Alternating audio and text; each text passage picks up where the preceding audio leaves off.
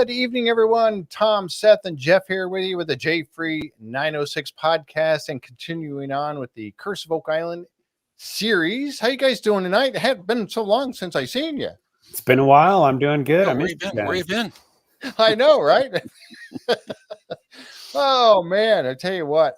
Yeah, that was two in a row like this. This is pretty cool. I used that little thumbnail. I created a new little thumbnail just for tonight. I had to put it up as that little banner. I thought that was kind of cool. To get to Mr. Carmen up there. Time to Carmen date. I thought that was kind of cool. I don't know. I dig it. I love the Carmen dating. So if he wins a prize or an award or anything, would that be a Carmendation? Ooh. Nice. Yes, I guess it would be, wouldn't it? Yeah. I'm gonna have to tell him that. Yeah, he was kind of curious about who started that. I think it was actually Gary Drayton that started the Carmen dating. But he asked me about that. And I said, well, I don't know. I'm gonna have to check that out because I think he wanted to use it. Now he's got his merch, that he's going to be coming out with. So the real authentic or traditional blacksmithing, his shirts and stuff to say. Thank you guys for being here with us tonight. We are happy that you're joining us for a second night in a row. We're going to be covering the Curse of Oak Island episode number 12, Digging Back In, which, man, I tell you, this is the one that I've been waiting for. Yep.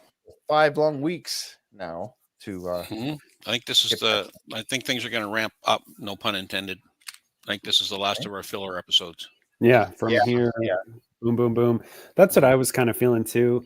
Like right in the very beginning of the show, when they're like, I know we'll get into it, but in the garden shaft, I think one of the workers was saying, we're all feeling upbeat. We're finally moving forward. And that was kind of, I felt that throughout the episode. Things and the swamp are ramping up. Lot 5 just continues to impress. The whole episode felt like just everything this season's been building up to what we're about to right around the corner. Uncover. Well, they had that delay, that 5-week delay in the garden shaft, which definitely put a damper on things. But that hurt. Honestly, we should expect it by now, right? Like all of us acorns, we should always expect that the thing that we're most excited about is not going to get accomplished, but maybe while we're waiting, we'll uncover all this other stuff. Like who could have expected lot 5? Yeah, exactly. So I was reflecting on that earlier, watching the show again, kind of thinking about how every season. I was utterly convinced that lot 5 was a pit house. Yeah. Initially. And now it just keeps getting me. And I mean, there are some huge pit houses, but I don't think so anymore. Yep. I don't know what it was, but I don't think it was a pit house. A version of a pit house, but not an indigenous person's pit house. Right. Yeah, exactly. Yep. So let us know where you're from, everybody out in the chat tonight. We love that. We love to get we got a lot of regulars, and I know even though we know where you guys are, still like to throw it out there because that's really cool. And somebody, and I don't remember your name if you're here tonight again, I apologize, but somebody on the comments last night after the podcast was done from Australia jumped in there and said, man, I'm glad you recognized us from out here in Australia. Well, there we go. Right there's Australia right there popping up. So, I mean, it's all over the world that we get people that come and watch, and I really do appreciate that so very much. Look at it, South Carolina, Tennessee. Oh my gosh, everybody's pouring in Nova Scotia for Darlene. Yep. That was you, Marnie. All right. Thanks, Marnie. Yeah, I appreciate that. So yeah, we love it. Yeah, it's just fun to find out where people are hailing from and watching the show from. That's really cool. And those of you in Australia, I have no idea. It must be, 2 or 3 o'clock in the morning for you. But man, I'll tell you what, if you make the time to stay up and watch live, there you go. I got to hand it to you for that. Mm-hmm. So we have another giveaway tonight. We're going to be doing that here in just a little bit. And I got a couple pictures. I'll show you what we are giving away. This right here, we have the True magazine. This is an old copy of the True magazine. Wow. I was looking for the January 1967, I think it says on there, January 1967. And if you see the second line down, it says tantalizing treasure, Oak Island's death field search. What does it say? Oak Island's death-filled search continues. Dun, dun, dun. So that's one of the pieces. There's two things tonight. We have that, and then we also have Very cool. see, and we have this little ditty right here. This is 11:30 a.m. in Melbourne. Okay.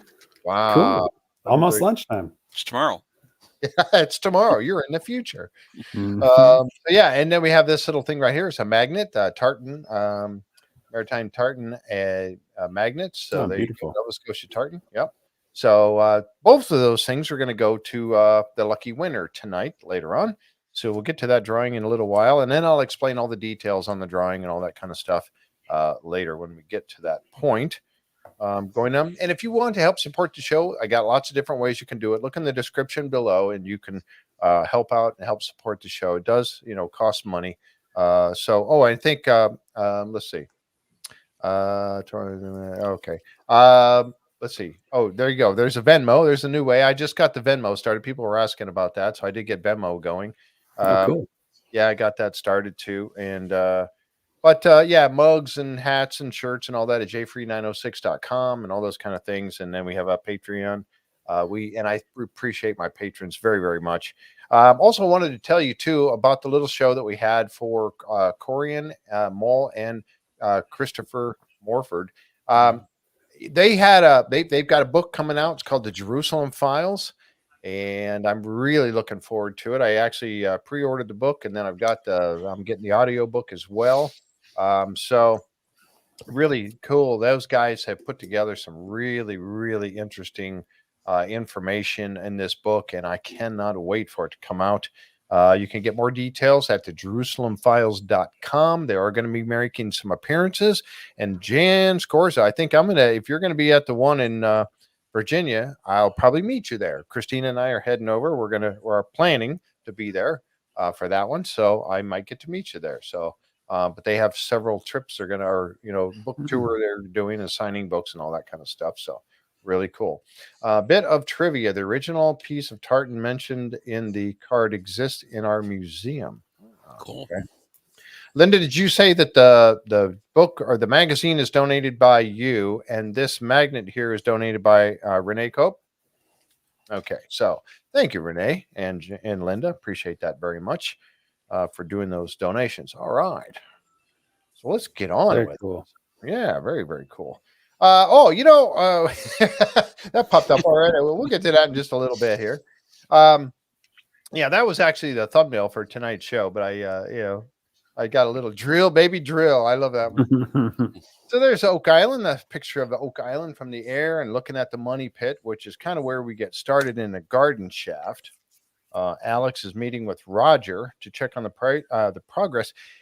And Roger tells them that, yeah, they've got the water under control after 5 weeks.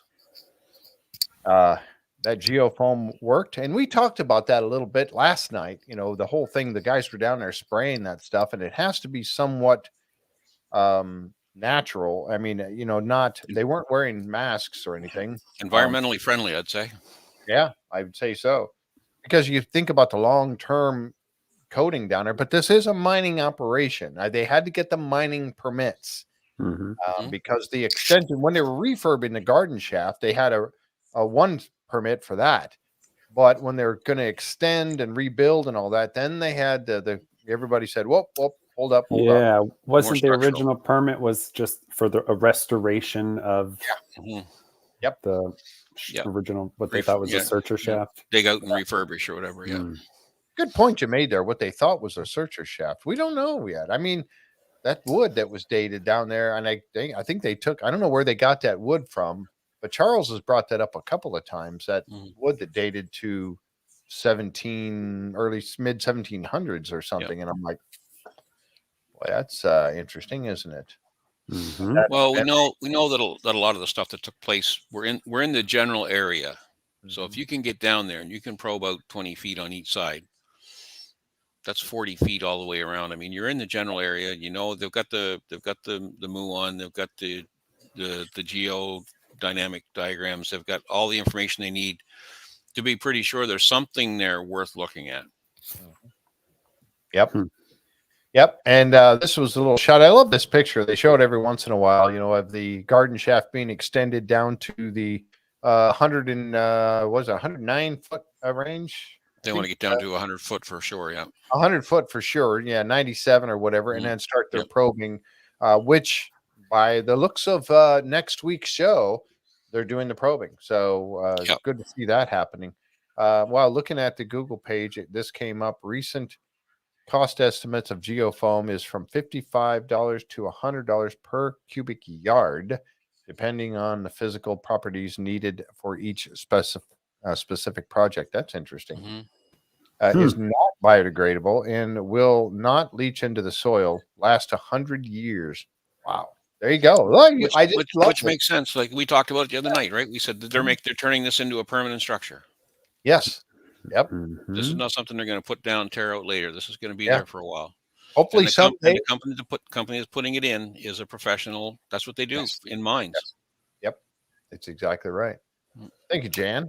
That's why I love the chat and you guys coming up with that kind of stuff. You're out there researching these things and helping us out during the show because I didn't look that up and I should have, right? So we know the wood in the money pit's going to last longer than the geothermal. Right. So you guys think this is like a permanent fix? No more leaking water in the garden shaft. I'm thinking so. I mean, they could until they drill in the wrong spot. Yeah, exactly.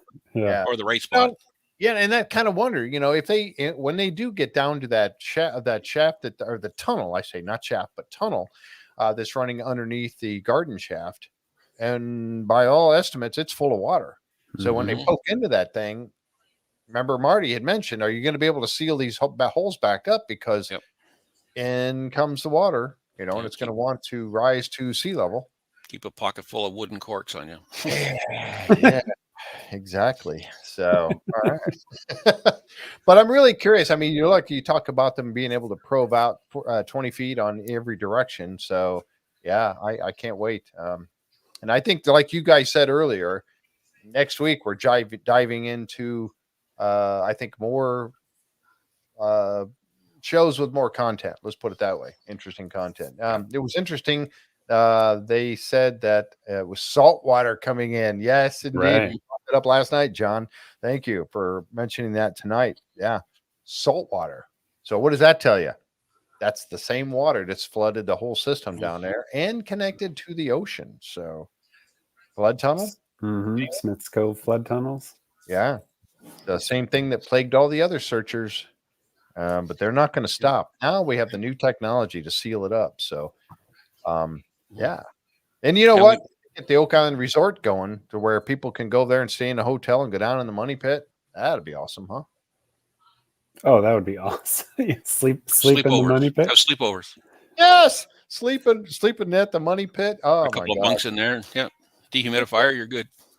Yep. I love the Tomisms. Tomisms, yes. Absolutely. You talk about the salt water, and I was trying to do some research on some of the tunnels today, and that's Sullivan's book. That's an excellent book if you haven't got it, to do some research on. Right. Yep. And I was reading here today. We were talking about the other night how they would go down so far with one tunnel, hit water or shaft, go 10 feet over, do another shaft, and try and do another tunnel in to drain the water off. Okay. So this one here says that they had done that, and that by the time they were done with their pumps, they had determined the water flow to be 400 gallons a minute. Yeah. Sound familiar? Yes, it does. Yep. Very familiar. That's exactly what Roger was talking about. Yep. And then there was another one. They went to 105 feet, then to 160 feet in shaft 15 and shaft 14. Yeah, 15 and 14. Same idea. They drilled through the bottom of the shaft. They hit water, and within a matter of hours, both shafts were full to sea level. Right? Groundwater is not going to go to sea level. Right. Right. Nope. Seawater goes to sea level. Yeah. No. So, Arthur, that's a good question. My answer to that question is yes. I believe that there at least was, but here's the thing with that question you just asked.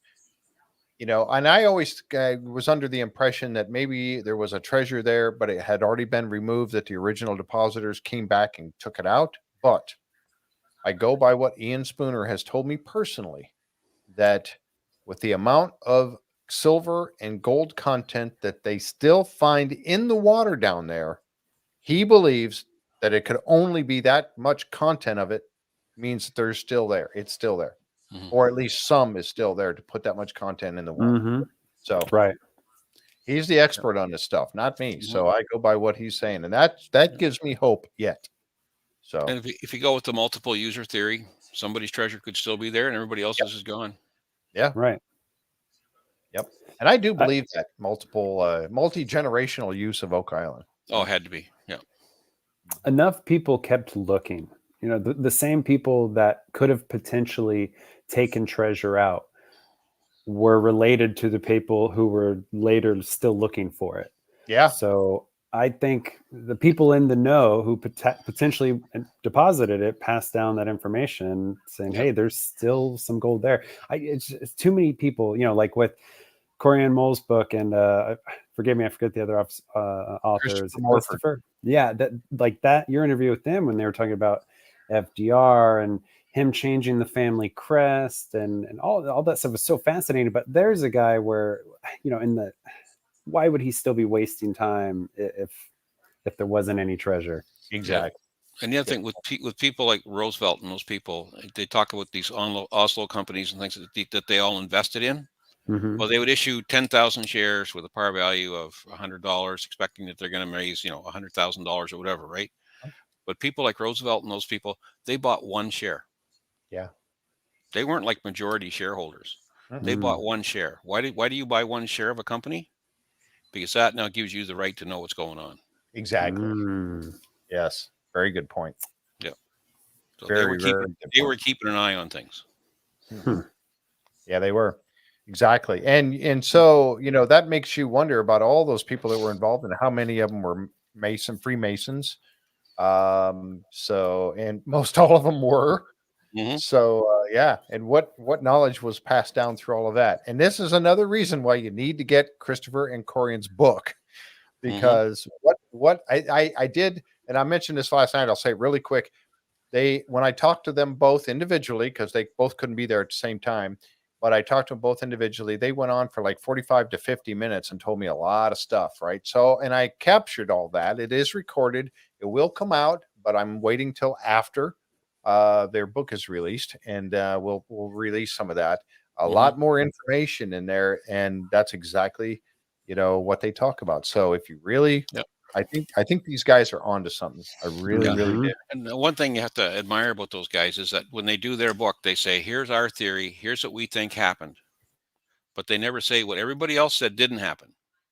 Right? This is our theory. This is our presentation of what happens. So they've got theirs. Someone like Scott Clark's got his. Multi-generational, like you say. You know, they don't sit there and throw rocks back and forth at each other. All right. Exactly. Yeah. And I love that about them too, because, but yeah, it's going to be good stuff. I can't wait to read this thing. And they're already, you know, there's already more data coming in that they have since the book. I mean, they finished this thing like over a year ago. And it's taken this much time to try to get a publisher and get everything done. And the audiobook version is coming out. So all really good stuff. Can't wait to read it or listen to it actually too. So that'll be fun. You know, Tina, I don't know for a fact if they are, but I did capture a picture one time that I showed on I talked about on the podcast once. This was about a year and a half ago. Marty making a particular symbol on TV when Matty Blake used to do the meetings with him, and he had everybody all sitting in there and stuff, and there was a so I'll have to revisit that at some point, but I don't know for sure. I really don't know for sure if they are or not. Charles Park jokes. Yes, it makes for sure. Yeah. Mary says they're Michigan Mafia. What do you know about that, Jeff? They both said, I'm not telling. They both said in an interview that they are not. Okay, so there you go. So they are not Freemasons. I mean, members of the fellowship certainly are. We know.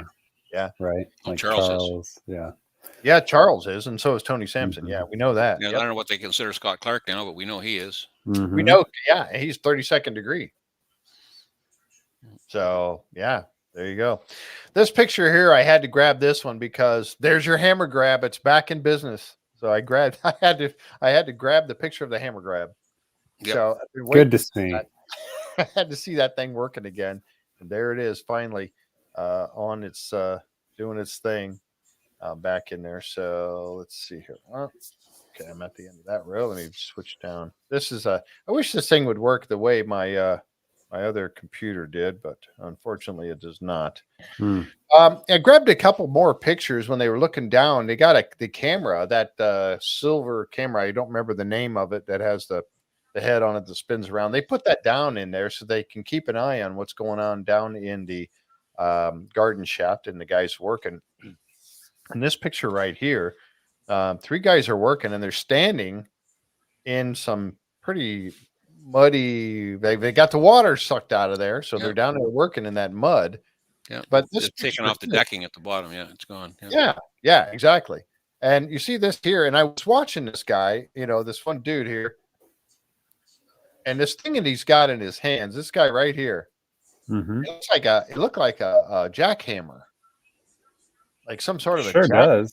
And it's I watched him working this thing, and it looked like a jackhammer, but he's breaking stuff up, and then of course I think they'll get the hammer grab down there and they'll get out. But man, I was just so happy to see him back in action and working this one more time. Look at the size of that clay he's moving down there. Yeah, I know.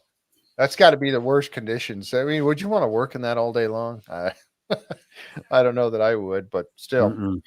This particular hole that they're working on, we're going to jump over to the actual money pit now and step away from the garden shaft. And the hole that these guys are working on this time, they did K6 last week that we talked about last night.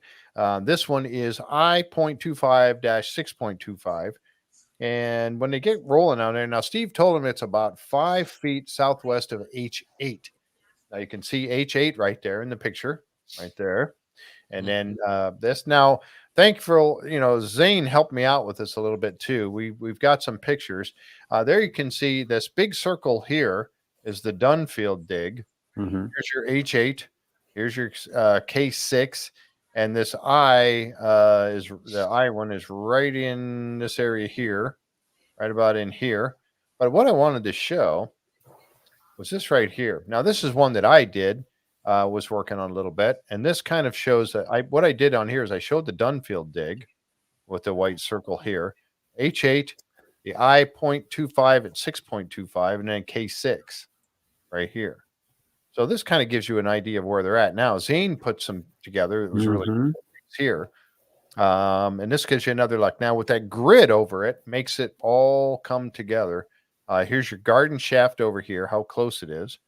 You know what? Let me see if I can. Hold on a second. I'm going to see if I can make this a little bit bigger for you. If I can get it to open. There we go. So it's much easier to look at when you can zoom in a little bit. There we go. All right. So you got your C1, which is over here in the Dunfield dig area. Went much deeper than he did. Now, remember, Dunfield dig top was 100 feet in diameter to top, but then it was cone shaped. You get down to the bottom, it was only like 10 feet at the bottom. That was this small circle right here. Mm-hmm. So he missed it. He missed it. I'm sorry. He thought he knew exactly where it was, but I think he missed it completely. Yeah. Sure. And then you got right here is your chapel shaft and your head and shaft over here. And then you've got the chapel vault. Now let me go to the next one real quick because Zane put these together. And I love this one here. This is a really good one too. And again, thank you, Zane, for the work you did on these. But maybe that's the same one. But H8 went down and hit down the side of the chapel shaft, and so did this I.25, 6.25 also did. It went right down into the. Remember, one of them said when they hit wood, that was when Charles said, "That's." I think it was Charles that was standing there. He said, I think that's the chapel shaft, because they did. Yeah, it was Charles. It was this one right here. That's your I. 0.25, 6.25 is that one right there, and it did go right down alongside. Now you look at the seismic data showing where the chapel shaft or the chapel vault, where they thought the chapel vault was, and right there is one of the seismic anomalies showing that it's down there. Now we know the muon also does. Yeah, it also shows the anomaly at the bottom of H8.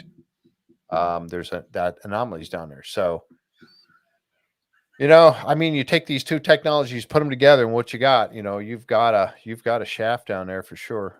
Is this the other one? Yeah, this is the other one here. You can see, but yeah. So that I love to get these pictures because it helps to lay it out a little bit better, so we get a better look at it. And over here, way over here, is 10x, and look what's right there at 10x. Now, Jeremy Church is going to be with us on the 15th. That's a Thursday night, 15th of February, 7:30 p.m. Eastern time. He's going to be joining us, and he is going to answer some of these questions for us as much as he can, because I wanted to know, are these all connected? I believe all these are connected. 10X, the garden shaft, they're all connected by these maybe natural tunnels down there that have been utilized by people. Could very well be. I mean, if you go down 160, 180 feet and you find a natural cavern or cave, it's already self-supporting, right? Exactly. Right. Yeah, like Aladdin's cave. Isn't that kind of what we're seeing there? Yeah. Yeah. This is your Aladdin's cave area right over here. These are the areas where they hit your L15, L16. Those were all right over here in this area. There's your 15 and 16 lines right there. And here's your L is right here. So these are all the ones where they were hitting along Aladdin's cave. Yeah, because I was so like, maybe the bowl or, some of the stuff we were seeing every time they'd put a camera down, but it wasn't until the hard right angle that looked like that was kind of maybe going from Aladdin's cave into another tunnel that I was like, okay, there we go. Like, how do you argue that it's all natural, man's never been there, and then you see that? Right. Exactly. And they got the Baby Blob in the Blob area right here. So, but you look at these and you see, well, here you can see these other tunnels, or solution channels, whatever. You see all these here, and you see these other anomalies that are way off over to the side. They still have not drilled down to where the muons showed the 230-foot depth high density anomaly. We still have I don't think they've drilled on that yet. I hope they do in this season. I mean, they should. It makes a logical sense that they would want to do that. So, but as far as I know, they haven't drilled on it yet, or it hasn't been presented on the show. But I'm really curious to see what they're going to hit there. And the last thing I wanted to show on these little pictures like this from the seismic data and all that. Okay, remember they said the chapel shaft, or I'm sorry, let me back up. When they said the chapel vault was about 10 by 10, 12 by 10, somewhere around in that size. Well, do you remember this? No, sorry. I've seen so many blobs and shapes. Which one is this? This was the seismic data that was done. They had, when they did the seismic, which was all the little Eagle Canada. Was that the name where they were in Canada? Eagle Canada. Yeah. Eagle Canada, Panther Geoscience, Jeremy Church, and Burton Cosgrove. And this was that show. They showed this when they had redone the data on new software. They processed it again, and then they were showing this. This is that line. It's a tunnel that was leading over to, and they came up with this 10 by 10 anomaly that they found. Yeah, and it's obviously human shape, sure looks chamber, like it. Offset chamber. Okay, I remember this. So the orange is the chapel vault sized anomaly. Well, we think so. Yeah, I mean it's kind of lining up. So, or maybe it held the chapel vault before it got pushed down into the void. Would that show up on this as well? You think? You probably, if we could turn it on its side, right? It's probably why they only showed us from this angle. But again, February 15th, folks, you're going to want to check this one out. I think it's going to be a good one because he's going to show us a lot more that we didn't see in the war room. John said, look at that face. And we spotted it many, many months ago, that face down in the lower right-hand corner of that blob. Did you see that? The face on the blob? The face. There's a face. There's a picture, almost like a picture of a face there. Oh, yes. Yeah. So I'm just waiting for someone to come along and say it looks like Phipps. So. Oh, doesn't everything? Alex looks like Phipps. I mean, there might be a connection there somewhere. I don't know. Great grandfather or something. It's interesting that the chapel. Oh, yes, here it was. So the chapel shaft was constructed in 1931, and it was a 12 by 14 depth. It went to 163 feet, and they did seem to find some sort of a chamber that they were trying to get to. They never did, unfortunately. The chapel vault. Now they were talking about this plug from H8 falling on it and pushing it down and all that kind of stuff. But then they come walking over with this, and this thing really surprised me because I was like, well, was that inside of the actual? It had to come up in their core sample, right? Yeah. He said it was at the top of the core sample, didn't he? Yeah. When he brought it over, he said it was in the top of the core sample. What a hit. I mean, they had to, and plus the walking of that we talked about last night walks like 10 feet probably. Right. They must have been drilling in almost the same spot. Right. So what was you had some ideas on this thing that you looked up, Tom, on this Yeah, piece. I looked up to see what type of drills they were using back in the 1890s, Chapel and those fellows. And they were using these drill bits that look very similar to what you see them using at the bottom of the garden shaft now. They're called coal pod augers. They used to originally invented so they could drill through different structures underground to see where the coal seam was running. Right. So yeah, it would be attached to a pipe about that size. I don't know if you saw the pictures I had today of the augers, Jeff. Yeah, I was just seeing if I can find that real quick. Yeah. Go ahead.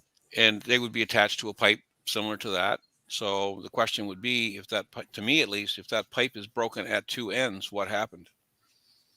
Right. So, and I know when those guys went down to the 160-foot levels, they talked about going through one wood, going through metal, going into a vault, and then coming back up. There's what they are there. Yep. It's very similar to the one they're using now. Yep, pod augers. And the big difference between them and seismic drills and sonic drilling and core drilling is they don't require any lubricant to be pumped into the hole when you're using them. Oh. Yep. So they just go in and they haul it, whatever's in there. So to me, you think, well, why is that piece of pipe broken on both ends? So to me, you've gone through one structure into another structure, lodged it, twisted it, broken it. And when you tried to withdraw it, it got caught again because it was all twisted and broken, and you snapped it again. That's why it's broken at both ends. Yep. Which tells me there's still an auger down there somewhere. Exactly. That they could not retrieve. And you heard what Marty said. He said this could be the actual drill that hit the chapel vault. Yep. But I mean, they did retrieve that one, but then remember they kept on going. They retrieved several holes down there. Chapel. Yeah. People. And they got the one with they had the gold bits of gold on it, and they found that piece of parchment and all that kind of stuff. And but they kept on drilling. So I can't quite find a reference right here, but in Sullivan's book, he talks about those people going down to and putting their platforms in and starting to drill, and they would drill 4 and 5 holes from these platforms. They just didn't drill a one and done. They would do the same thing as what the fellowship's going to do now. They'll go down and they drill in all these multiple directions. Yep. So it's pretty conceivable that something broke off down there. Yeah. And for them to hit it like that, I mean, that was precise to be able to come up with I mean, they pulled up that timber too. They got lucky, right? That 7-foot vertical timber. Yeah. That was crazy also. That was on the other side of the garden shaft up on the hill. You got to be good to be lucky. Yeah. Yeah. Zane brought up a point here too. He said, wasn't there a drill bit that broke in 10X that was a diver got hung up on? Yeah, there was. I think most of that stuff was partly of Dan Blankenship stuff because he was the one that found 10X, the cavity, And remember that, just I'm going to talk about that just for a moment. But when he found 10X, he found it with divining rods. Mm-hmm. That's how he knew that there was a cavity down there, by using divining rod, 235 feet down. And he found it with divining rods. And then he drilled, he found a cavity. Then he started putting the caisson in there. His own version of a caisson, which was train tanker cars from trains that he cut off both ends, welded them together, and stacked them up. Well, kind of like what the guys from Dumas are doing now. Yeah. Except they're assembling them down in the hole, those metal squares. Yeah, the metal sleeves, feet they call them. Yeah. Mm-hmm. Each set, or no, the sets were the wood, but yeah, the shoe. I think they call it a shoe. Shoe, that's it. Shoes. Yeah. I think there's still something in 10X. I do too. I do too. Yeah. I'm gonna be revisiting 10X. There's no doubt about that one. We gotta look at that one again for sure. 10X has got some stuff to it that I think, and Rick wanted to go back and venture into 10X some more, but he just Marty wanted to put an X through 10X. That's what he said. Put an X through 10X. He was done with it. So what they did was they brought up some core samples, and then we have some right off the bat, but they wanted to find out from this I.0.25, 6.25. Colton brings over the next sample. They were looking for this area of the void, and he said that he hit a void. But knowing that this was going down along the chapel shaft, the chapel shaft, would the void not then be the shaft itself? I don't know. But they did find bits of wood. This is where Charles was saying he thought it was actual. I think they're down deep enough that they think they're coming out of the shaft. Beyond it. Okay. Yeah. All right. So, and then they got this slurry or this mud area with some bits and pieces of it. This was at 165 feet. It says on that little piece of wood there. So he said that they hit some sort of a void area, which is where you would get this mud and all that like this in there. Yep. Slurry. There it is there. Look at that. I mean, slimy mud. Yeah. With no structure to it whatsoever. But then the other core sample that they came up with later was where he said they hit bedrock. I didn't see any bedrock in it, so I was a little confused by that. But I mean, the bottom of the core looked pretty stiff. I don't know if it was bedrock or not. Maybe the sonic drilling, pulverizes the bedrock as it takes it up. I don't know. Yeah. But most importantly to me, they found wood fibers. Yes. Yeah. But they must have just missed. What do you think? How close do you think they are to the actual vault, or maybe? It's hard to say depending on how far it walks, right? Yeah. Yeah. Exactly. And because it seemed like they seemed disappointed when it hit bedrock. Yeah. They didn't hit what they were looking for. I thought they were trying to actually hit more of something. I think they were disappointed with the size of the void too. The void was only 3 feet. Yeah. Yep. But they could be on the edge of the void. Yeah. Yep. Yeah. Linda said they did hit bedrock. There was a chunk at the bottom of the core. It just showed for a few seconds. Yeah, and I missed that completely. So, but yeah, you're the bottom of the last burrito was white rock. There you go, Wayne. Thank you. I missed that. They are like burritos. A sausage or whatever. Yeah. Those are hot. They said when they come out of there, they're hot from the Sonic grill. Sonic would be vibration, right? Vibration creates heat. Yeah. Yeah. They come out of there. They're very warm. So that'd be interesting. Yeah. And then I think it was who was it that said that it was not the elusive chapel vault that they were in? Yeah, exactly. Terry, I think, might have said that. Yeah, I think Terry said that. Yep. So they'll punch another one over there because you heard them talk about how they were going to hit a couple of them. So, yeah. All right. So next they jump over to the swamp. Oh, draw time. What time? What are we doing? Oh, the draw's next one. Right after. Sorry, right after the swamp. Okay, sorry. Right after the swamp. Yep. So we get it ready to go to the swamp, and right off the bat they find this piece of wood. Now this thing, I don't know. What do you guys make of this piece of wood? I mean, I had several pictures of it. Oh, you can see my remember last night we talked about that mortise joint? Yeah. Right? How one piece would be narrower and slide into another and then drive the two wooden dowels through it. Yep. When you look at the piece, if you zoom in on the piece in Rick's hand, that's the bottom part. But if you look at the top part, there's another groove there. Oh. There's another groove if you've got one. Let's see. I don't know if I've got one good enough to show. On, oh, there's. Oh, like in his right hand. Oh, that. Yeah, right like here. Because I kind of see it down here. I don't know if I've got a good enough picture to see it. Oh, no. Yeah, I have no good guess for what it is. I mean, it's here. I'll show you here, but on this, or I can send it to you in a sec. But if you look there, or I've got the two circles. Yeah. Right let there. me bring you up. Hold on. Let me bring you up full size so we can see it. I'm gonna go ahead and do that again. Yep. Right there. Okay.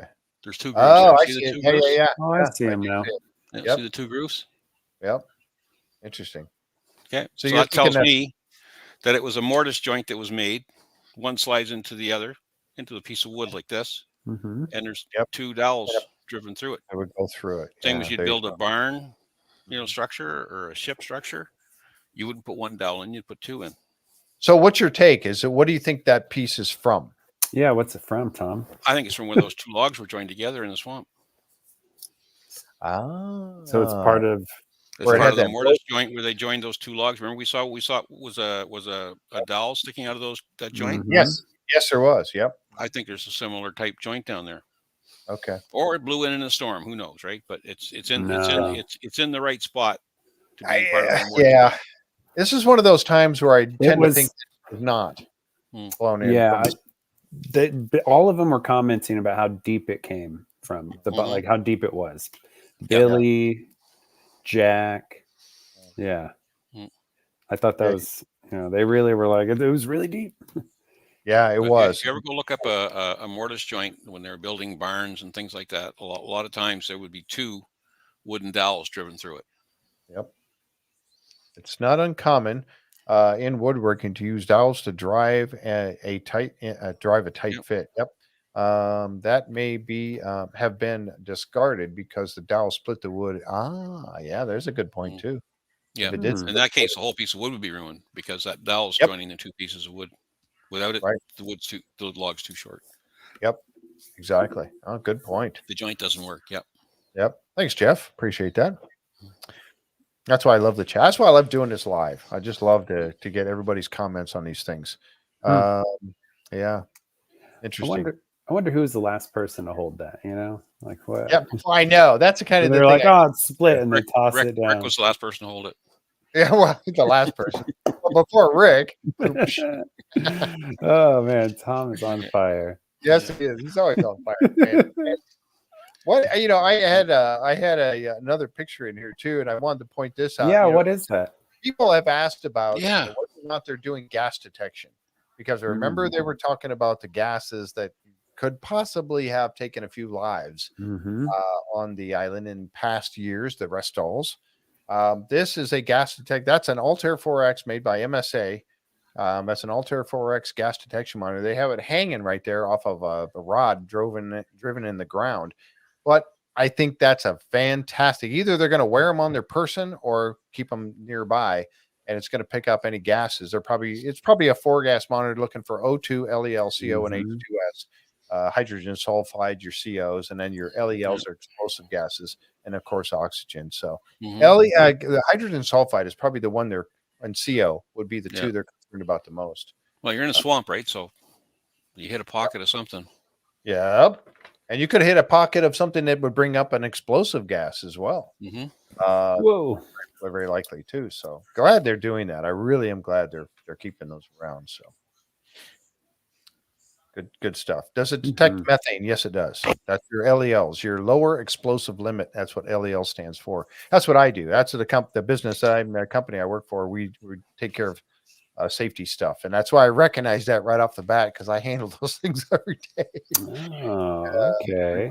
every day. I knew exactly what it was. So if anybody on Oak Island's watching and they need more of those, yeah, or if you need a Jeff's safety man. guy to come work on the island, you know, Mhm. I mean, I'm Good with a trowel. I can use a trowel. I can, you know, got no problem getting down on my hands and knees, getting all dirty and muddy. Yeah. So Jeff, no smoking over there. No, definitely no smoking over there, Jan. I used to wear a gas detector like that in my refinery. Yes, refineries use them all the time. Lieutenant Columbo. Lieutenant Columbo. I remember that show. So anyway, so here's that structure that we were just talking about. Now, this is interesting because it was down there along, and I thought, you know, when they were showing these here, I thought that the road, the stone road, stopped because that's where, you know, those rocks you see built up on top of it is part of the stone road, right? And this is down just below the edge. So I thought this was materials that were underneath it, build so they could build the stones on top and give them a base for it. But then later on, they talked about having more of these stones, and that's something that we're going to get to here in just a sec. But here's a good picture to show right here. So you see those? There's your timbers that are down there, and there's your stone road. So it's below the stone road, and yet where Rick is standing, he's actually standing. We find out later on he's standing on rocks, boulders that are. Is it a continuation of it? I don't know. Terry DeVoe talked. You brought this up last night, Tom. That Terry DeVoe talked about how it continued out, looked to him, continued out into the ocean. Yeah. I wonder if that was just the sort of the end, lack of a better term, the end of the road. That's where they had built their final base on the logs. That's where the rock road was going to end, at least at that level. Yeah. Very well. Because they said it was supported with branches, altars, whatever underneath the logs too, didn't they? Yep. You did. Yeah, I remember the Terry DeVoe image from above, like Google Earth looking, where he shows like it almost looks like the road extends out into the ocean, well past to the swamp road, or the stone road extends past the modern swamp road. Correct. So yeah, I'll admit earlier in the season when we were saying, oh, it flares out and does like a cul-de-sac, in my mind, I totally forgot that Terry DeVoe had evidence that it kept going. Yeah, pretty good evidence too. I mean, it did kind of look like he was right.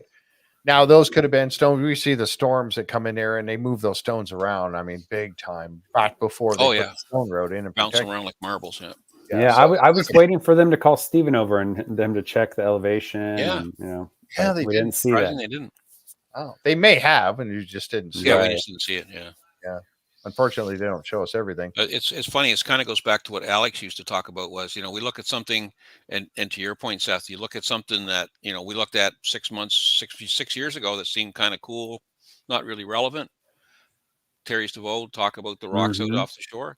Now you see this wharf where it's going, all of a sudden it becomes relevant. Exactly. Yeah. Got to get Terry back over there. But you know, and some people are like, what are they bothering with this for? Because this is very important to find out the who, what, why, where, when, and how.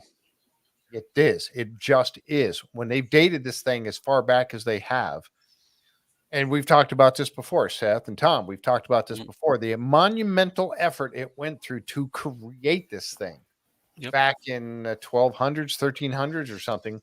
Because they have dated some of that wood and it goes back that far. Why would you go through all the effort to make something this significant and then cover it up and return and rebuild it? Exactly. And build it up again. You know, we know that there's been activity in the swamp since about 1100. Wow. I thought they said that the road was about the same dating. I think it is in that 1200, 1300 range. Yeah. If I remember correctly, I may, I'm pretty sure. When they get that wood over there, we'll find out. Yep. Yeah, exactly. Because they will carbon date that wood. Because Rick already mentioned that. He said this is a good candidate for carbon dating when he was looking at those pieces. So, you know, it's going to happen. We may not hear about it, but they know they're going to. So, and then they found these little pieces of these barrel staves. This was later on when Rick was gone. Marty was out there with Gary Drayton, and they were finding these little pieces of these barrel staves. This is something else that could float in, but yet they were pretty deep. They were finding these down underneath the level of the stone road, or in that area. So, and we know that that's the means by which they hauled cargo back in the day, was by barrels. In barrels. Yeah. And we found those chains. Those chains could very well be used to pick up these barrels and lift them and, take them off of the boats or whatever and haul them over to the shore. So, yeah, interesting. And here's some other ones that they had found over the years. They glimpsed this picture real quick, just showing some other ones. But yeah, quite a few barrel parts have been found all around in this swamp area. So again, it's all part of that unloading and loading. I think that's exactly what the stone road was being used for. And then like Rick saw that little flare out where when I think that's where it continues, like Seth was just saying, where it continues over on the side there. I think that's exactly what this was. And here's the rocks where Marty was down there, and Billy was hitting it with his excavator, and then he had Marty grab a shovel and go out there and have a look. And sure enough, there's more. So it looked like that flare out did continue to where they're standing right there. Billy's got such a great eye. Anytime he says he sees something, I'm automatically sold. I'm like, well, it must be there. Then he saw it. Yeah. And there could be a rock road or ramp at a lower level than the one that's sort of inland, or like the one that they know is there now with the logs on it. Because if you're going to run a slipway or anything, you're going to want to bring the boat up to the top of the boat or landing boat level to where your slipway is to make it easier to unload. You don't want it to be higher than. Right. So ramp type effect. I was also wondering if maybe it was going to be part of like the effort to create the swamp, like a man-made dam almost. But I don't know if they would use, I don't know. That's just. Yeah. What fascinates Linda is how much work was done with no documentation, no records, no lore. Exactly. Until the search for treasure began. I know. You would think that there would be, if it was the French or the English or whatever, you'd think there'd be some kind of record of all this. And just so many of those records were lost through fire and flood and whatever over in Europe, right? And a castle gets blown up or burnt down, and there's so many partial records. When you listen to Gretchen talk about trying to piece things together from partial records because so many records were lost. Exactly. This picture here was floating around a little bit too, saying, "Oh, they missed a piece of gold." Now, no, it's not. Macaroni. Someone had a little cup of macaroni. Someone dropped their cheesy. Yeah. It's not a piece of gold. Solved it, guys. Sorry, not gold. You're like, busted. oh, Gary should have found that with his metal there. No, it's not gold. So just to quell that right away. All right, now we're going to do the giveaway. Now we're at the point for the giveaway. So we're getting ready to go to lot 5. So let's get Linda up here, and I'll show you the pictures again right quick of what we have for tonight. Give me just a moment here while I stretch these out. So we have the True magazine, the Man's magazine. Boy, the Man's magazine, True, from January 1967. And it has the tantalizing treasure, Oak Island Death Field Search Continues article in there. And then we also have the Samaritine, this tartan magnet here. And quite the juxtaposition of giveaways today. We have the Manly magazine with some interesting titles, and then we have the Mermaid magazine is full of sort of, well, they wouldn't be anyway. Yeah. So this isn't one to share with the grandkids. Right, you're not going to share this magazine. Okay. Psychic Mystery, amazing photographs of Tom Serio's brain. Okay, all right, that's interesting. I don't. I remember back in astronaut death. I'll date myself, but back in the 60s, every time I went to my uncle's garage, and he had a big garage, like 10 bays. There were pinup pictures on calendars. Calendars, for sure. And those are the kinds of cartoons and pictures and things you're going to see in that magazine. Oh, can I put my name in? It's from that era. Is it too late? Damn. For you, yes. Yeah, okay. No, you don't see those Absolutely. pinups anymore, do you? Nope. You do not. Yeah, they were very common. And you go into any mechanic's garage, you're going to find the calendar. Yeah. Yep. Oh, yeah, exactly. Yeah. So, all right. To be eligible for this giveaway, you must be a member of our Facebook group page, The Curse of Oak Island and Beyond. The Curse of Oak Island and Beyond Skinwalker Ranch. There's a link for it. Linda like down that. below, and you get used to saying these things over and over again, right? So there's a link down in the description below for it, and what you do is Linda will put out the pictures in a post, and you comment saying yes, and you get eligible, and you must be present to win. So we're going to do the spin, and we'll give the person about a minute to say they're here or less, and then if we don't hear from you, then we will spin again. So we're going to put Linda in solo layout here so we can see the spinneroo going. Right. And just to clarify, Renee, it is not a pinup magazine. No. But there are little what am I trying to say? I'm thinking commercials, not commercials, cartoons. I'm so frazzled from Jeff. Like the thing on the side of the airplane that dropped the bomb or whatever. There was a little lady on the side. Right. There were pinups on the Enola Gay and that kind of thing. Enola Gay, yes. Mm-hmm. Yes. All right. All right. Okay. Before we get too far down this road, let's do all right, I gotta find this now. Okay, here we go. All right. Sound up.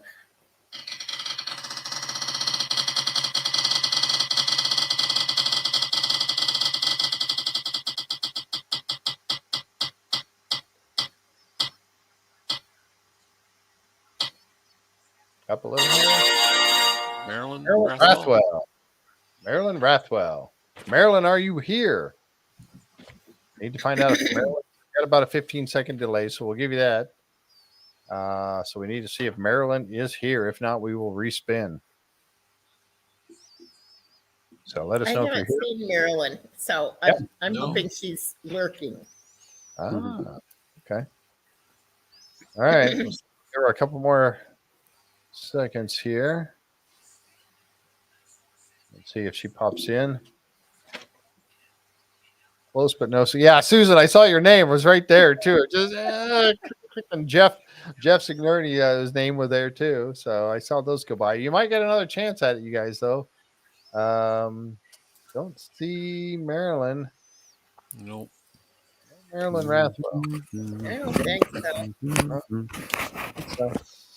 Going once. Going twice. All right. We're going to respin. All right. Okay, here we go. All right. Let's do it again.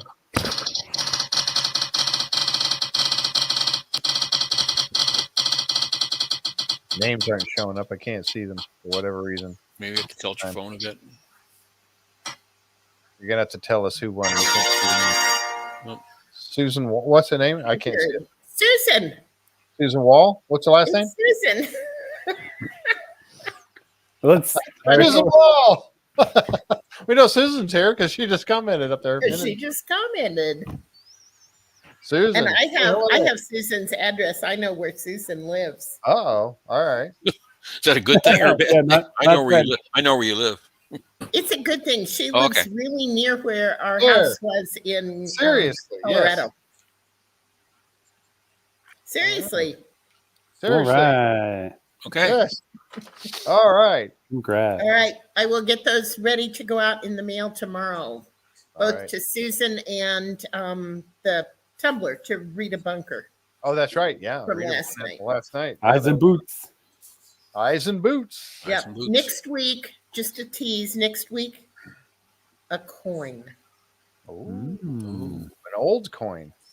A really old coin. A gold coin? Old. A really old old coin. Not gold, but old. Okay. All right. Got me excited there. I was going to have to be absent for there so I could put my name in there. I'll let Tom and Seth do the show. I was just going to say, Seth, you and I are feeling sick for next week, aren't we? Yeah. Christina needs to be getting her name in. I know, right? Right. She does sometimes. Yep. All right. All right. Okay. Thank you very much, Linda. Appreciate it very much. Thank you, guys. Okay, thanks. Appreciate it. All right. And we will jump back into this. So over to lot 5, the lot that just keeps on giving. We get over there. And of course, Alex, he always shows up over there and has to go over and talk to everybody and get an update. I like the fact that, some people don't like it, but I do. I like the fact that Alex has taken a more, a managing role here in all of this. I was just thinking the same thing last night. I really do. I really like that. He has become a great presence in this thing. And I think it's well due because, and that Marty can't be there all summer long like Rick is. Rick's there all summer. But Marty has to, he's got businesses to run, Marty Vineyards and everything else. So he has to leave and go take care of business sometimes. So Alex is not just winging it either. I mean, he knows he's done his research. Yes, he does. And he does. I think he does a great job at it. He really does. So this thing, I watched the shape of the this all taking place, and they showed more pictures. Now it's really starting to look like a more rectangular structure than I was. It was so hard to see before. I was looking, like, man, I just don't see it here. But now it's starting to take shape, and it will more as we go along. I think get to see this rectangular big. I forget the size of it. I know they talked about it, 20 by 40, 35 by 40, or it's like 30 by 40 or something. It's huge, whatever it is. Yeah, great big thing. So not a family dwelling, right? That's what she was saying. I go back to the whole thing with a storehouse or a bunker, or I think bunker. Yeah, I think it was like a longhouse. Yep, like a bunkhouse or something like that. Yeah, I really do. And you think about the fact there were so many people involved on the island, they would need a big, and that, Alex said the same thing. He said, the bigger this thing gets, the more people we think that was here doing something. So that's for sure. I think he's right. They found this little piece of metal, and it took me a long time of looking at these pictures to try to see some sort of a pattern on here, but there is. And if you look closely, you can see like this little V shape right here in the center of it. So there definitely is a pattern here. And then like this across the top. So it really does look like there was some sort of a pattern to this piece there. And these were copper, correct? No, this was the iron pieces. Yeah. I think that's the one that turned out to be iron with lead in it, isn't it? Yep. Yeah. Yes. Oh, yes, yeah. And that was with the dating. That was kind of the Phipps connection. Alex had said. Yep. And then they found another bead. Another one. Same design. What do you guys make of these beads? I mean, was it, you think they were off of a string of beads, or was it just harder? I don't know. Because I mean, you could use those beads depending if they're the ones they think they are, they're quite valuable. Yeah. So they could be on maybe a rich person's clothes, or if you had some of them, you'd use them to trade. You'd use them for barter. Right. They were actually they were considered almost like currency, right? Yeah, trade beads. Yeah, that's what Jan said. Trade beads. Coach said maybe just currency. Yep. A necklace and a jewelry box left behind. Yeah, I think the beads came out of the box, that all the kind of ornate little decorations that they were saying could be part of the box. The beads fell out of that exact same box. Yep. They dropped the box. They dropped it. It broke, shattered. They've tried to scoop it back up, coins, but those beads are so small. Their hands weren't small enough to get in the cracks of the rock, and so they just gone into the got to get out of here. And then by the time they came back looking for it, the other guys had already covered it up with dirt because they were trying to cover it all up and get out of there. If you had 500 of them, you're 500 of them, you're not going to miss two, right? Yeah, exactly. Right, exactly. Like, we got to cover this. Get out of here. Yeah, because they covered it up, right? Like one bead gets you 8 cabbages. Oh, really? Oh, yeah. So interesting. Cabbage farming. After doing research on Oak Island, it seems like there's money in cabbages. So there is definitely. You got to make slaw for those guys on the boats going back over. They will grow anywhere. Yep. Back across the pond. They need slaw so they don't get scurvy. So and slaw would be a great thing to make, and so it would last a long time. Wouldn't go bad on you so quick. You could get across the ocean with it. Yep. It was a big commodity back then. Then they found the coin. I think Lindy found the coin. Yeah. Yeah. And I tell you, that was very, very interesting, I thought. And we'll get to see hopefully more about this in next week's show. But this was a good picture of it here because you actually can, and I can't make this bigger, but it looks like there's actually some sort of a design or something along the edge right here. This was actually one of the better pictures of it, I thought. Yeah, and Jamie said it was copper in color. I didn't see like a greenish color, but there I see the copper. She seems to think it was copper, yeah. Yeah. Copper penny or something. First thing I saw when I saw that was a British halfpenny. Because they were made of they were originally made of copper back in the 1600s. And they would have used Latin on them. Yeah, I grabbed this picture because you were talking about that, and I don't know how big that makes it. I don't know. I thought it was 2 centimeters, so about an inch or so, those ones. But I can remember seeing pictures of them when I was younger. And a half penny, you'd think, oh, half penny's only a little wee small thing. They're not. They're a good size coin. Yep. And that's what I saw. Ryan, you're right. Yeah, I agree with you. It was. Saw that. I thought, oh my goodness, it looks like a half penny. Yep. It was funny to see how excited she got to find that coin. That's why I got that picture last night. That was my favorite part of the show. Yep, she was very, very excited to find that. So then we jump over to the lab, and that's our final segment for tonight. But over in the lab, they bring in Mr. Carmen Legg again. Dating. Yep, do some Carmen dating. And he came over to get a look at thing. What did Kat say? The ridiculous thing was the half penny was bigger than the penny, or the pence coin. Yeah, the half pence was bigger than the pence. Yep. That's funny, isn't it? There's our Emma, our favorite archaeometallurgist. Yes, archaeometallurgist. And in the new lab that they moved into, finally they got everything set up in there. Carmen got a chance to see it. And here was those copper pieces that he was looking at. He got a chance to check these out. And he talked about these, and let's see, the copper pieces he was talking about, that he noticed the thinness of the piece, except for the one had a roundish shape to it. It's this one right here in the middle. You can see this rounded edge. He sees a pattern on the end, which makes him think that it was from a small jewelry chest. Oh, like for Venetian beads? Yes, for like the same one. Yeah, that broke, and then they just left it laying there because it broke, and then they tried to scoop up all the beads and put them back, and missed a couple. I like how this is test pit number 14.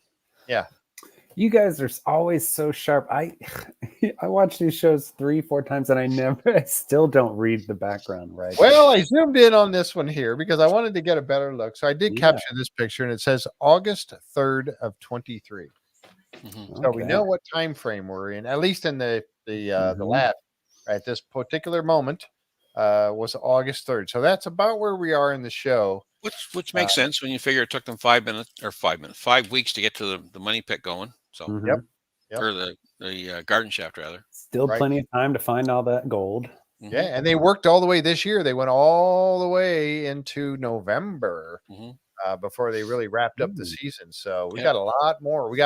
This is halfway, folks. We're halfway. Episode number 12. I mean, they have 24 episodes like they did last year. We're halfway there. Living on a prayer. And we are. This is. I thought this was really interesting, and I didn't get all the details on this. How the XRF was showing.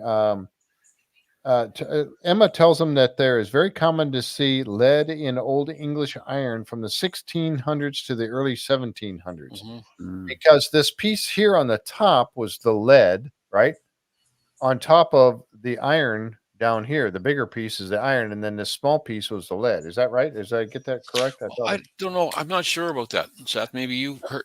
I heard that there was, when she did her analysis of the metal, it showed that there was lead in the iron. Oh, in the iron. Okay. It was one of the elements contained within the object itself.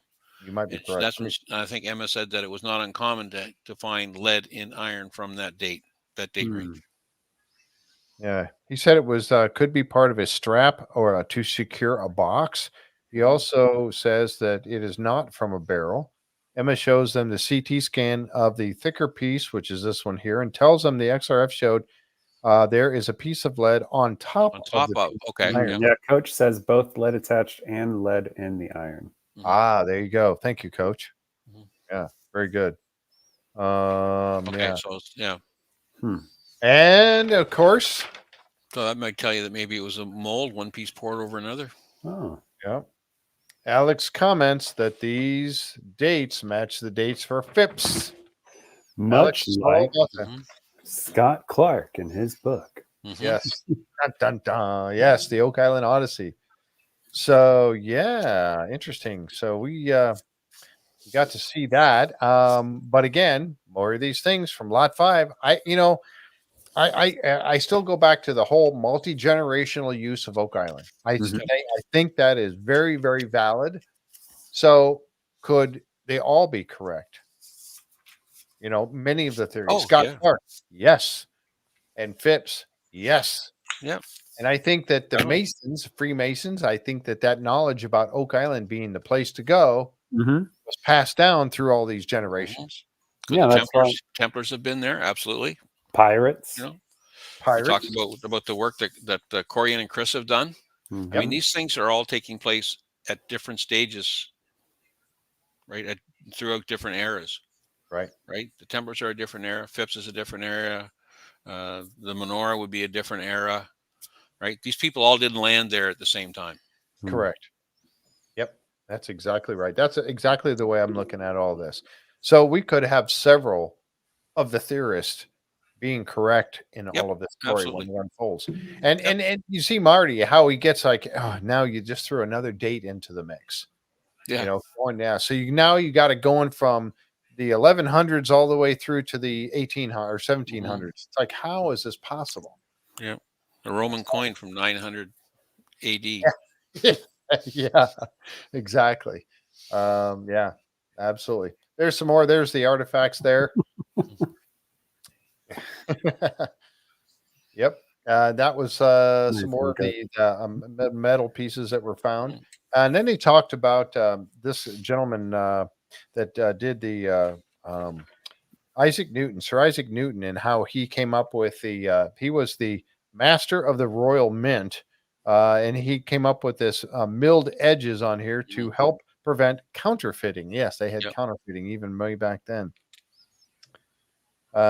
Alex sees a possible pattern on the edge and says the CT scan will show more. So we'll get to see more about that CT scan in next week. So next time on the Curse of Oak Island, they find some more pottery in the swamp, and right next to that piece of wood right there, more pottery and a chamber pot. Somebody said that big white thing that they were finding all those pieces was a chamber pot. I have no idea. Did they put handles on a chamber pot because it had a big white handle on it? And then we get the analysis of the coin. But what's interesting is we went for so long in the swamp along those roads and didn't find anything. It was like somebody swept them clean. Now we're down at the end of that stone road, and bam, pottery everywhere. Yeah, and Marty is on record saying he was wrong about the swamp. Yep. This is the part that gets me all excited right here. You hit it? Question mark. What are they talking about? What is it? Did you hit it? Yeah. So what did they hit? And then, of course, the last one comes up in, did I have it here? Yeah, I still have it here. Oh, right here it is. We're on something. This is that drilling, folks, at the bottom of the garden shaft. Where they're drilling out 20 feet in every direction and down, because they're supposedly right over top of the tunnel that's running under there from the Baby Blob up to heading towards Smith's Cove. 7 foot tall on the other side of the garden shaft. We're on something. What is it? Is it that tunnel? I think it's the tunnel. What do you guys think? Oh, there's a tunnel. There's tunnels down there. There's no question about it. Yeah. Is it the tunnel? I don't know, but there's definitely tunnels down there. Yeah, I think it is. I think it's the tunnel. I think it's the tunnel that they've been searching for underneath the garden shaft. I truly do. So, yeah, I think, and I can't wait. You know, we saw that picture of that I had on that one short little video that I did about 7 minutes long. It's back there a little ways. It's got a lot of views on it, but that was where Marty was, or I'm sorry, it's Rick down on his hands and knees looking down into this hole at the bottom of the garden shaft, and he's looking at a piece of wood down there. I think that's what he's looking at, and I think that's what he's looking at. So we are getting very, very close to seeing that particular scene on the show, I believe, anyway. So, what do you think, guys? It was a little bit of a filler show. It didn't have all the super great content that some of them have, but I thought it was still a great episode. Still a good show. I mean, we're along for the ride. This is another week in the life of Oak Island during the summer. Right. You know. Yep. Not every episode's going to have all these wonderful, beautiful finds. Do you have a picture of the pottery and maybe a coin token from the swamp? You have the picture of the pottery and maybe a coin or token from the swamp. Yeah. Are you talking about Maravidi was the only coin they've ever found in the swamp, isn't it? Yeah, that's the one I know of. Is the Maravidi? It's the only coin I know of. I don't have it handy, but I do have a picture of it somewhere. But I don't have it handy. It would take me a few minutes to find it, and I don't want to make everybody sit and wait. But I can certainly post it. We've had it posted in our coach. Are you part of our Facebook group? I'm sure we've had it posted in there. And the pottery that it's new. Oh. Oh, yes. I know. I think I know the one you're talking about. The one that I said that looked like it might be a silver coin. Yes, I had a picture of that. Oh my goodness. It would take me a minute to find that. It's all covered in mud and water and everything. And yeah, that one, yeah. Yeah. And it looked like it had irregular edges. We will wait. Oh, you're putting me on the task. Yeah, because that might take me a minute to find that. And because these pictures I'm looking at are so daggone small. But yeah, if one of you guys want to take over the show for a minute while I look, I can do that. You could hum or sing or, you know. Yeah, do a little song. Of course, that would drop off the viewership pretty quick. Well, it's already dropping off. Because I said goodnight. It's late. So we're wrapping it up. But it's getting late. It is getting late. But you're right. There was a picture of it, and we don't know it was the swamp. I was making a I said when I showed it originally, it looked to me like it was a silver coin. It's thicker than all the others, and it is not it has an irregular shape across the top of it. It looked like it had more of a flat edge, which is where you get all these Spanish. When you look at these coins, like from the Concepcion and all those, they're irregular. They're not round, perfectly round, and that's what this one looked like. And it looked like it was encrusted and it had like a black incrustation on it. Right. Okay. I'm remembering the picture now. Yeah. So I was thinking, boy, it sure looks like a silver coin to me, an old silver coin. I'll find that. I'll put it on the Facebook group page. I'll find it and put it up there, and then we can talk about it in there a little bit. But yeah, I was pretty impressed. But I made the assumption that it was from the swamp because of the mud that was on it and everything. It may not have been. It didn't look like it came out of lot 5. Most of that stuff's pretty dry. But it may not be. We'll find out. But I'll put that up there, and we can kind of hash over it on the Facebook group page.